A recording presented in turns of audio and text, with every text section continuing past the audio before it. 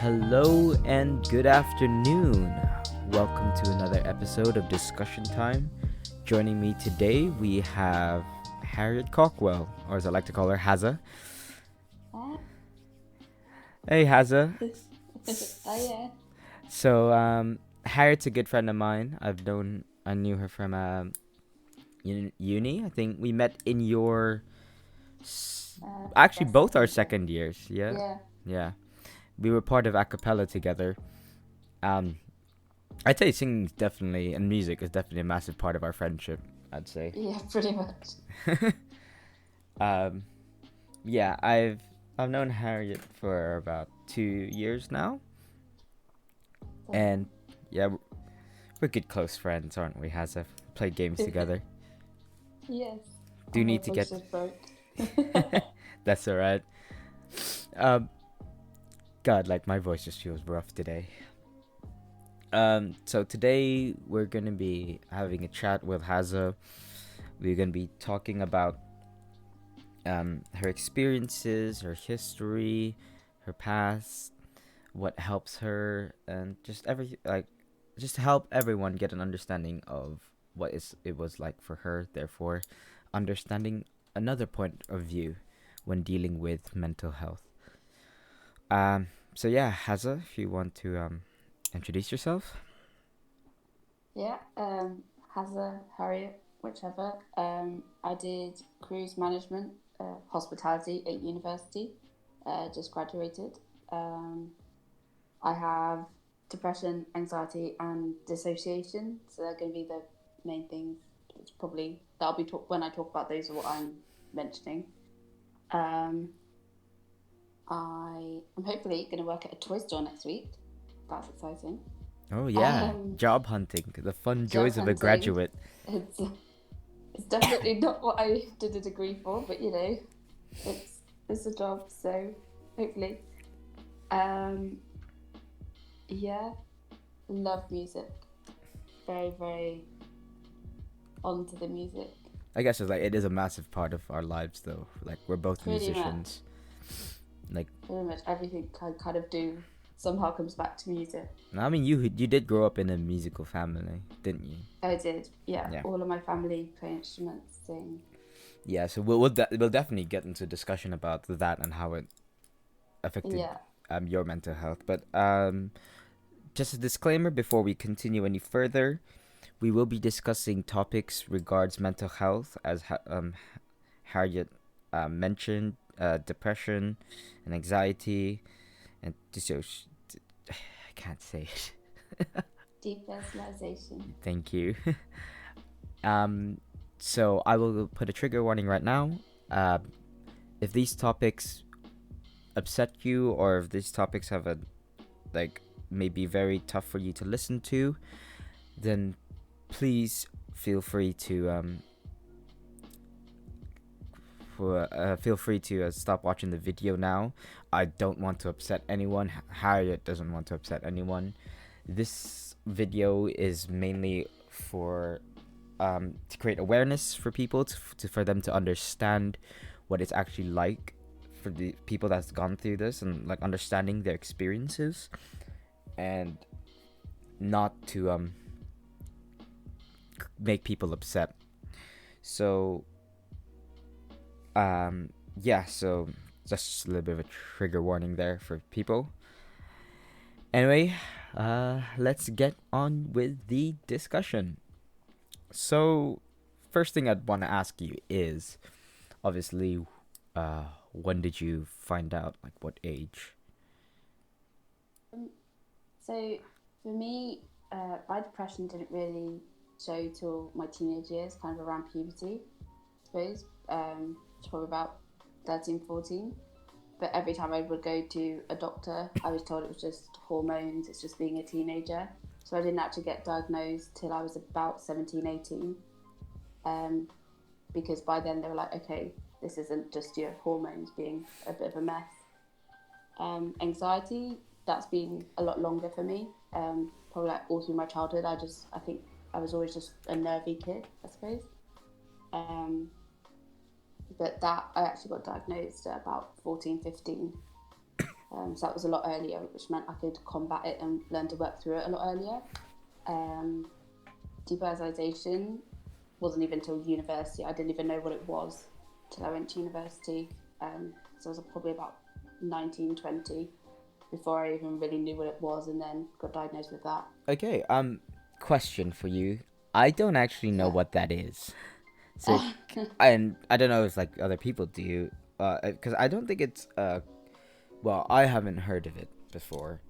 So, do you reckon you could explain to me? It's under the like desocialization category. So there's dissociation and depersonalization. It's very, very different from person to person. It's probably one of the ones that has the biggest difference between people. And for me, it's kind of like I'm watching the world through like a TV screen. So I'm like, I get kind of trapped inside my head. So I might be talking and I might be interacting with you, but nothing's being like catalogued. So my brain doesn't catalogue it into my memories. I don't remember at all what happened in that conversation. I have basically like no control. It's kind of like working on autopilot. All right. Yeah. I think I've heard people talk about it, but I've never had like they've never like said what it was or Yeah. like is.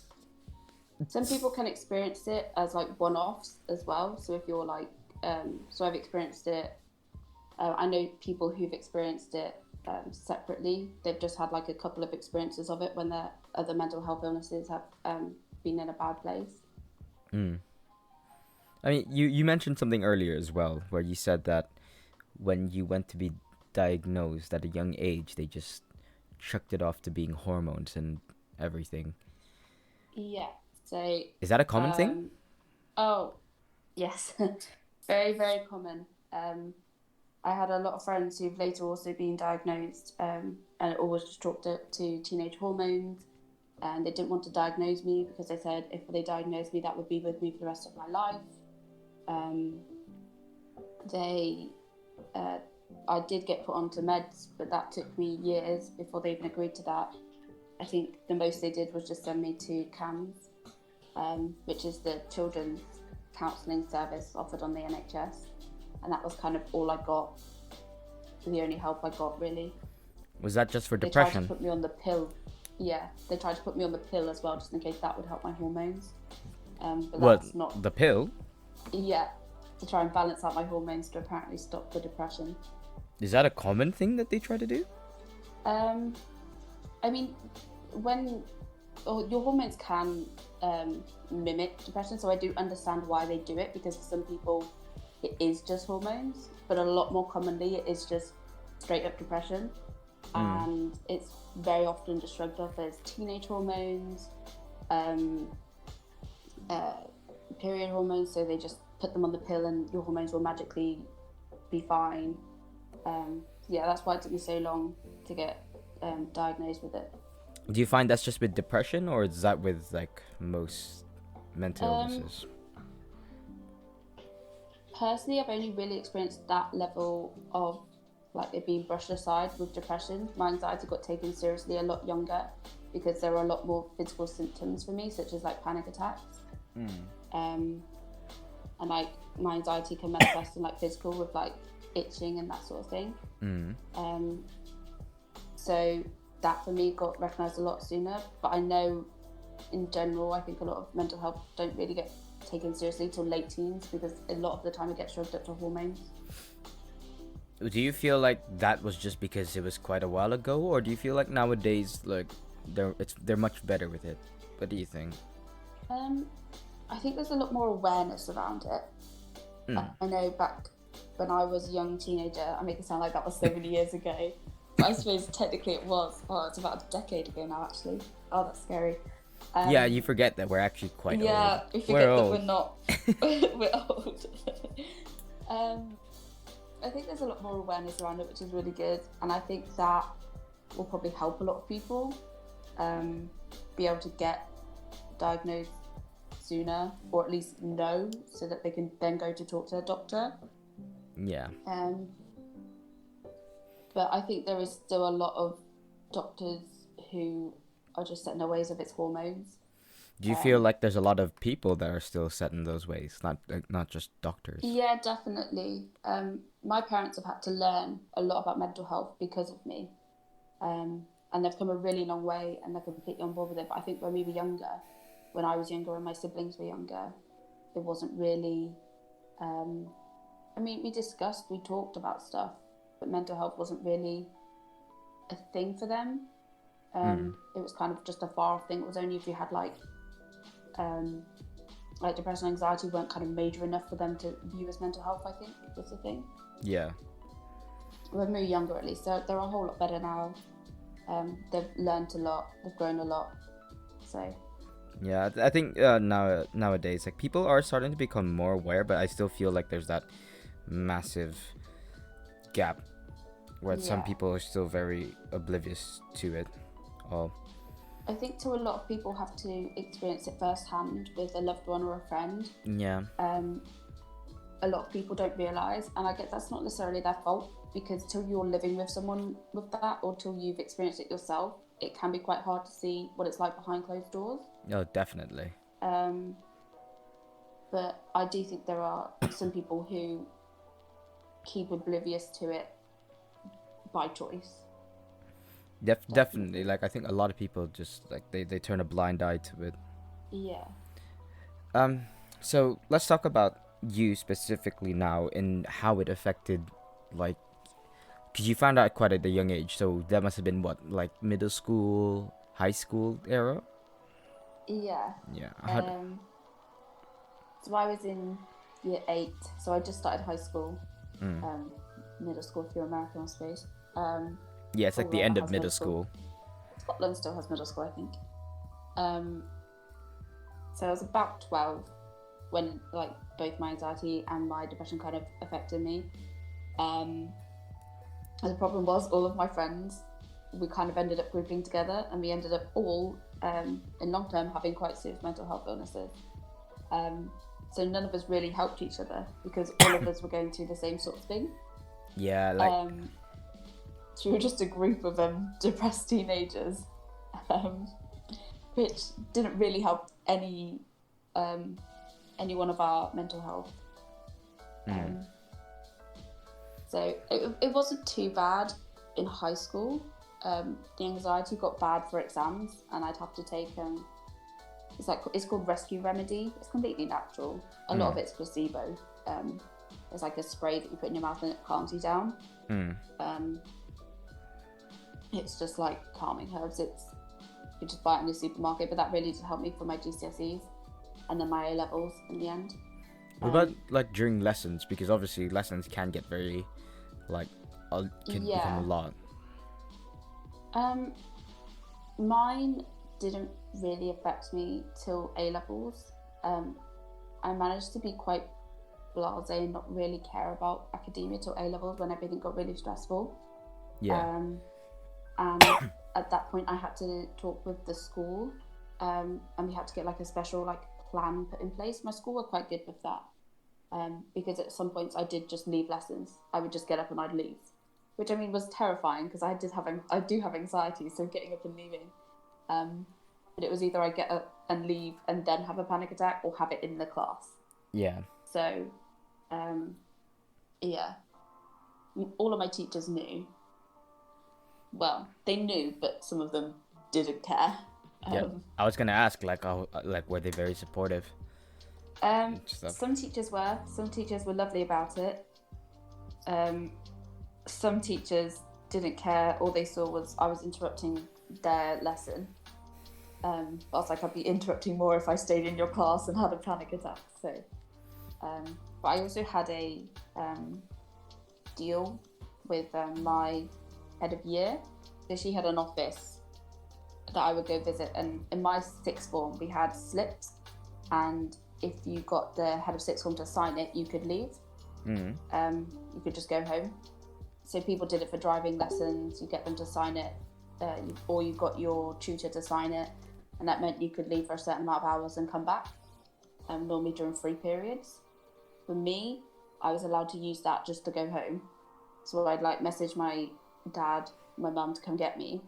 I'd go to the head of my year, and I'd be like, my brain is not okay today, or like I've just had a panic attack, or I'm having a panic attack, she'd sign it and she'd let me go home. All Because right. I know when I was in school, you had to go to the nurse, and the nurse would be like, no, you can't go home, you're not ill, and then send you back to school. But sixth form were a lot better for me anyway. So you said that something about like the teachers, like not which some people like just some teachers viewing it as a you're just disrupting my class type thing. Yeah. Did that make it worse? Did that like how did that make you feel? I learned very quickly which classes it was okay to have mental health problems in, if that made sense. So if I knew I was, because sometimes I can tell when I'm going to have a panic attack, like there are indicators for me that it's coming and there's nothing I can do to stop it sometimes. So sometimes I would literally just hold off in a lesson till I got to a safe lesson that I knew it was okay to let go, kind of thing. So And sometimes if I had that lesson at the end of the day where like a bad lesson, a bad teacher, I would have to hold it all the way till I got home, which then made it worse whenever I did have my panic attack or whatever. yeah, I was gonna say. So basically, you were adapting yourself according to other people's That's, needs. yeah, I was acting on however I could get by without people kind of looking at me, because that made my anxiety even worse. So like I couldn't just like stop or cry or anything. I taught myself really when I was really young to not cry.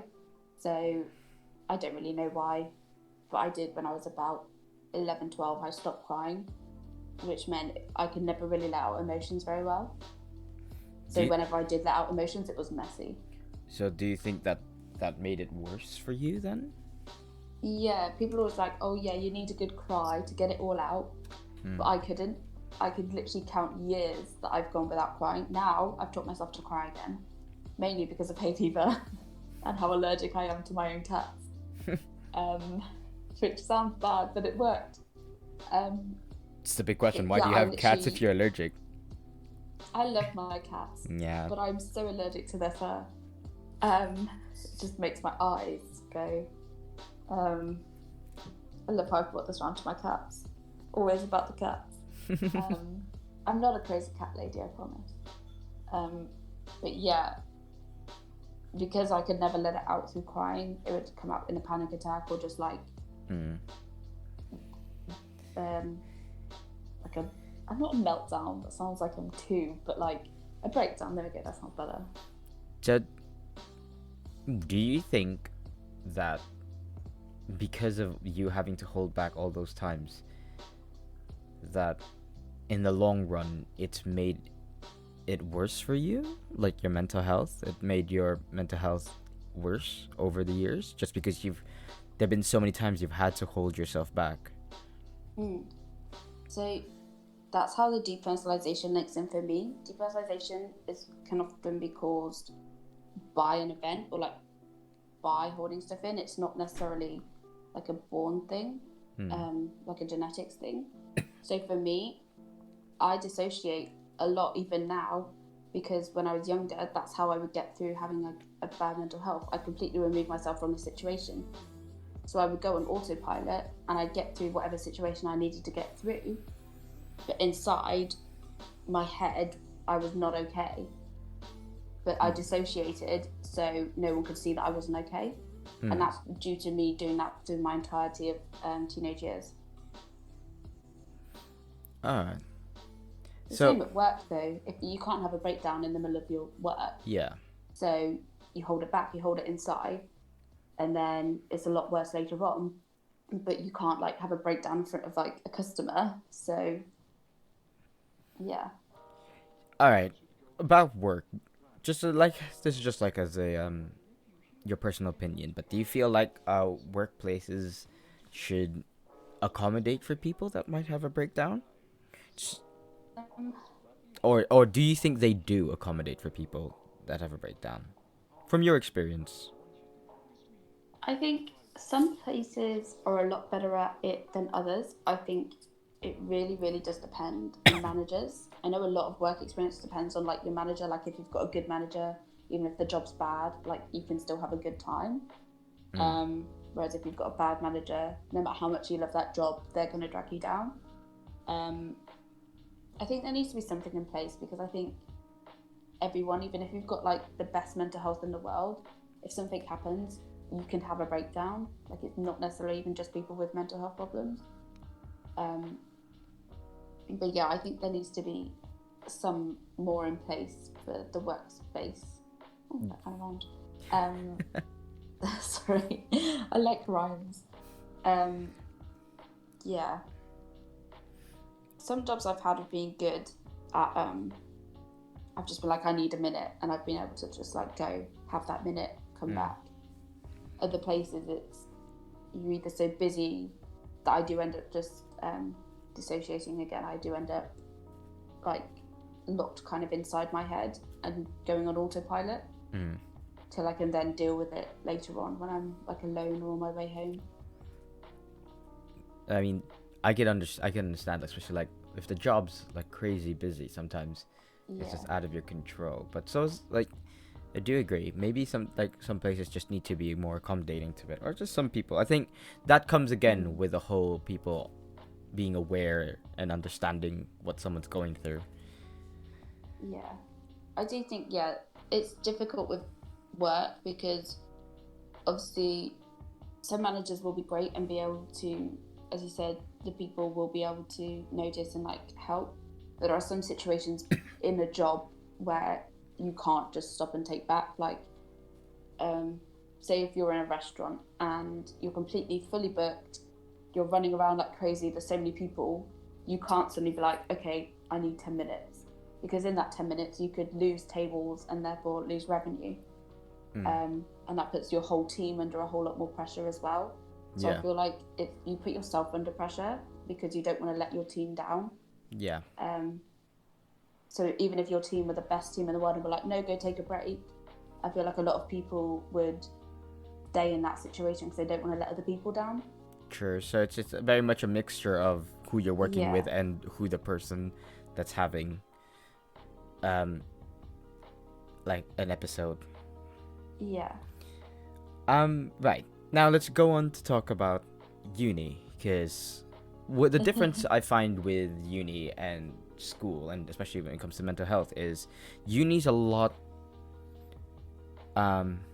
it's a lot more what's the term I'm looking for, I guess. It's a lot freer, if you get what I mean, where it's less constraints. Because I feel like with school, college, or sixth form, like, yes, you have like structured timetables and stuff, but it's still got that little bit of a constraint. Like, it's got like that you go to school for like how many hours in a day, whereas uni, it's like a routine. You get it. And I know with some people, routines do help their mental health. Yeah. Some people it doesn't, but some people it does. But with uni, it's very, you can really do what you want. Yeah, like, you have lectures and stuff, but like, it's not that you have to go to those lectures unless they're mandatory sometimes. But how was your mental health with uni, with regards to uni? So I think it really depends at university how well you look after yourself. I mean, that's true in general without mental health. It's how well you look after yourself, because all of a sudden it's, okay, you don't have food in the fridge, you're the only one who can go out and go get more food in the fridge, like that sort of thing. I know for me, the first few years I was very bad at looking after myself in general, which then made my mental health even worse. Like, so drinking is an antidepressant. One, I'd never been taught that growing up. I never really you got knowledge of like, don't drink and drive, be careful with alcohol, but you never really get told that it's an antidepressant and can really mess up your mental health. So I would go out and I'd drink, and then the next day and the day after, I'd crash so hard. Never mind with like the hangover, but just crashing in general, with my mental health. But I wouldn't necessarily know, so I'd go out and I'd drink again, and it would happen again, and it just became a never-ending cycle that I didn't really know about till second year. And so I set myself a limit of I drink once a week, accept it unless it was like someone's birthday. And I kept to that for second and third year, and that really helped my mental health. But in first year, I was kind of a mess because I didn't have that knowledge of how alcohol can affect your mental health to the extent it did. I suppose because my parents don't drink as well. So I was teaching myself, basically. So do you feel like because you were drinking and because it was an antidepressant, you were basically ignoring your mental health at that point because you didn't realize it was there? Yeah. I think in my teenage years, I've been to basically on and off counselling since I was about 13. Whereas at university, I didn't. I went back to the counselling in my second year because I realised I wasn't okay. But in first year, I didn't. I didn't go to the counselling. I was drinking way more than I should have, which caused my depression to get worse. And obviously being away from home for the first time, all of that made my anxiety worse in general. So I was just a bit of a mess in my first year. Yeah. Well, like, obviously, it's more the fact that you just didn't know. You came into it not knowing about these things. Do you reckon like there should be more like? Well, I guess nowadays there are more warnings towards it. Like especially when it comes towards drinking, there's a lot more like, oh, it is an antidepressant. Be careful. Yeah. Yeah. I mean, it's just a lot better.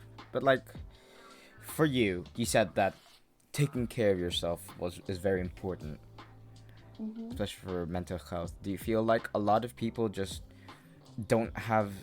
Oh, well, for you, like, was it hard for you to take care of yourself because of your mental health, because of your depression, or? Yeah, definitely.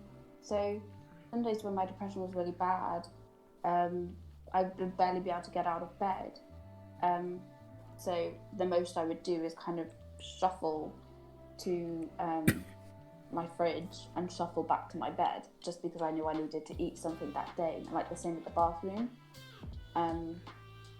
So I think the best way to describe it is like, imagine if you've got like a really bad hangover and your head's pounding, and whenever you move it's really bad, but you know you've got to eat something and you know you've got to go to the bathroom. So you do that, but then you get back in your bed. That's kind of what it's like. I mean, I don't personally have the headache. It's like I can't will myself to move. I'm literally moving for the basic necessities of going to the loo and eating and getting a drink, and that's kind of the only things I would be able to move for. Yeah. Now, like I have, I sat down and wrote down lists with my friend of stuff I can get done on a bad day and stuff I can get done on a good day.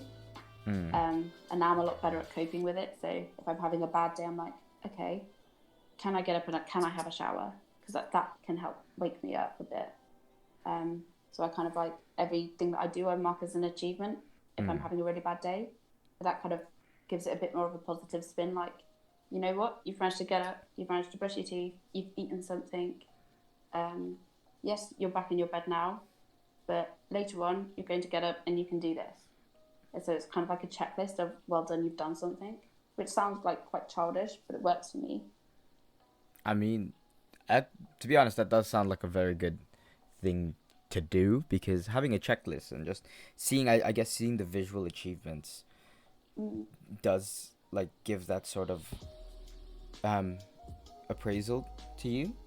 It like does help with like the fact that, oh, at least you're telling, at least there's someone telling you that you're doing something right, whether or not it's you or a checklist or someone else. It's just that little bit of a like at least you're doing something right and you're going in the right direction. You're talking about like how you've dealt with it. Are there any other ways that you've done before to help you deal with your mental health, or whenever you are like you're sad, or you're having just a very lethargic morning or lethargic day? Is there anything that, or you're having a panic attack, anything that helps you? So it kind of depends, I suppose. For anxiety, if I'm like building up to a panic attack, for me it's normally due to sensory overload. I get there really easily, so I suddenly hear too much, see too much is going on. Which is also why I sometimes dissociate because there's just too much going on around me for my brain to be able to take it in. So I kind of try and focus on like touch. So there's a method called tapping, which I kind of do, which is just tapping parts of your body. There are specific parts of your body that you can do, but I just normally tap like my hand. Just that kind of helps focus me. And I normally listen to music. So I've pretty much had music playing for the last like 5 years of my life constantly. I always have to have music. That helps focus me and ground me.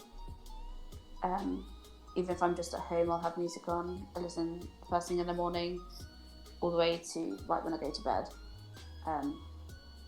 As we said, everything goes back to music. But yeah, I pretty much have music playing constantly. That can also help me if I'm like having a bad morning, like a slow morning. I can't say that word. Lethargic, was it? Lethargic morning. That's the one. Yeah. I'll just like try and sing some like angsty songs to try and help get out the emotion. Or like if I sing the sad song, that was a lot of S's, then that kind of helps get that emotion out. That's what I did instead of crying when I was a teenager. I'd sing out the emotions. Yeah. Yeah. I mean, is there like a specific genre that you like listening to? Because I mean, like right now we're listening to lo-fi chill hop. I'm gonna put a link in the description to the artists that I'm listening to right now. It's actually I find it to be very calming. Like for me, like this type of music helps me whenever I'm like not in a good place. But is there any like specific genre or like type of music you like listening to, or is it like change, like you said, change according to your mood? Well, I have 66 playlists that I've made on my Spotify. So I have a playlist that it's called Meaningful. That's kind of like, I suppose, my sad and moody playlist. Most of the songs have words, but they're just kind of very, very sad songs. So I'll listen to that. If I'm like, if my depression's bad, I don't know why sad songs when you're sad can sometimes make you better, but they do for me. And then if I'm feeling really anxious, I listen to classical music, kind of like opera style, so arias, that sort of thing. I don't know if it's just a complete different frequency compared to normal music, because it's a lot higher, the singing. But that kind of helps my anxiety because I just focus on those notes. Because when I listen to music, I don't necessarily listen to words. It's very much the melody for me. So I don't really care that they're singing in Italian or they're singing in whatever language. It's the melodies for me that help. Yeah. So I just put on my favourite hoodie and listen to music. My favourite hoodie and music kind of solve. Well, they don't solve any of them, but they help. They help, yeah. Most of them. So, with regards to music, obviously, that comes with the fact that you sing as well. And like both of us come from a cappella, and I know there's a fair amount of people that went to a cappella to help them through a tough week, like me included. But like for you, does singing help you just like, you know, get your emotions, like understand your emotions a little bit more? Because you said that you were like, you used to belt out like angsty songs when you're younger. Do you feel like the singing helps you like understand what it is you're actually feeling at that time? Definitely. Singing for me is one of my biggest indicators of how bad I am, because if my depression is really bad, I won't sing. I mean, I barely talk, but I won't sing. I have no passion left. Like, I love singing. That's probably the thing I love the most in the world. But when my depression is so bad, I have no emotion. I have no passion or want to sing. Like, it just won't happen.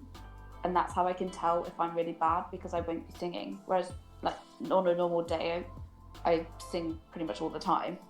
I've already sung multiple times a day, and it's not even that late. Yeah, but definitely when I'm okay enough to sing, if I find a song that fits that mood really well, I'm like, okay, this is what I'm feeling, and I'll like just belt out that song. The same when I'm happy though, I'll find a song that fits my happy mood, and I'll sing that as well. I mean, I feel like that just goes with music. Music is like one of the, I find to be like one of the best, like if we talk about imagery, I feel like music is the best way to, for me anyway, like best way to like showcase what like a person's internal feelings and like how they are, because like it's, I mean, I'm a person that listens to a lot of genres. Like I think I listen to every genre that I know. Like if I don't know a genre, then I'm willing to like try anything, but because like I feel like all genres like are different and that they're suited for different moods, like you said, like just, and I feel like some like music does help a lot. I know it does with me. Right, so we're coming near the end of the discussion time. So for any last things, would there be any advice you'd give to anyone out there that are either going through it, or any advice for people that are dealing with someone that has a mental health problems? Like what would you like say to them? If you're trying to figure out if you have a mental health problem, yes, Google can help for finding out what mental health problems are, but don't try and diagnose yourself with that. I spent way too many teenage years thinking I had this and thinking I had that. I don't. I just Googled the symptoms and they happened to match at that time. So as much as GPs and doctors can be very annoying with getting a diagnosis, they normally mean that you can get the right one, and then you can then get the help. Dealing with it yourself, I find writing down what works for you, so that when you're in that bad place, you can look at that list and, okay, I can do that today. Like, my head's not great, I'm not okay, but as long as I get through these things today, that's it. For dealing with someone else, I think patience is a really big thing, and just know that anytime they're acting out or they're shying away from you because they don't want to be touched, or they're not talking to you, do not take it personally. That person most likely does not mean it personally at all. At the moment, the world is just kind of too much for them.